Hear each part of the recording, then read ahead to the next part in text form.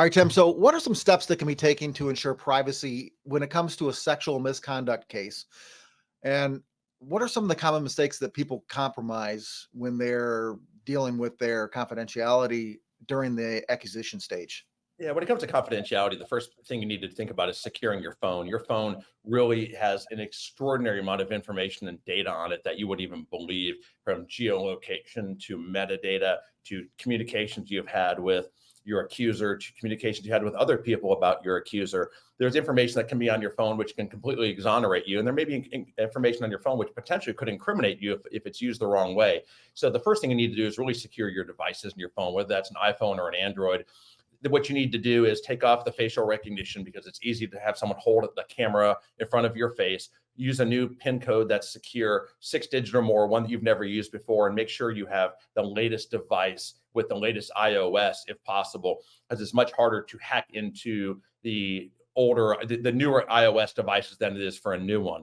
Because in the military, we believe we have a chain of command structure, so it's very difficult if you're a lance corporal and a gunnery sergeant comes up to you and says, "Hey, Lance, I need you to give me your phone. Turn this over." You've been trained your entire career to follow the orders of staff NCOs or officers. But in this case, they may be illegal orders, because what trumps those orders is the Constitution. You have a right to be free of illegal searches and seizures. And believe it or not, even if you're a PFC or a Lance Corporal in the Marine Corps, you still have those rights. I know, as crazy as that sounds, the command may tell you otherwise, but when you stepped on the yellow footprints and agreed to defend and protect the Constitution of the United States, that actually does apply to you.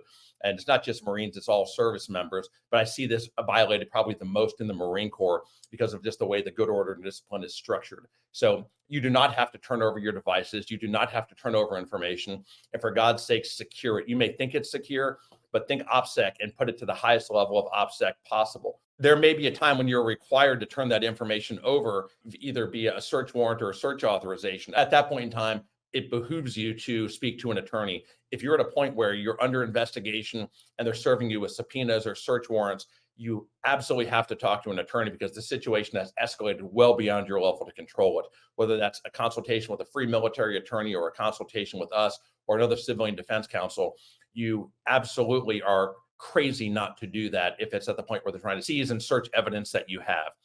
Also, secure your social media. I know everyone has IG or different TikTok or other platforms that they use.